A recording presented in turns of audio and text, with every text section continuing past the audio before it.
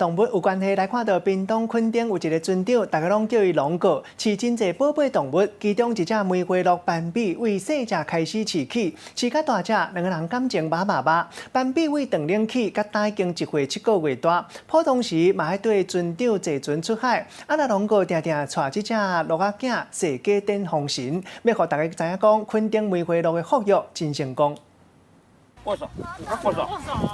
汤巴提蒂村长无啊，村长龙哥甲梅花鹿感情足好诶。原来这只梅花鹿叫做斑比，为伊长龄开始，就互村长龙哥饲甲遮大只，到那已经1岁7个月啊。人甲鹿仔的感情真正是足密切诶。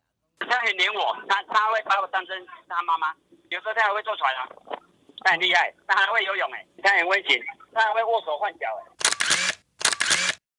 为相片看会出来，村长龙哥甲斑比当作家己的囡仔同款，有时阵佫会带斑比去踅垦丁街啊，大家看到拢足欣赏的。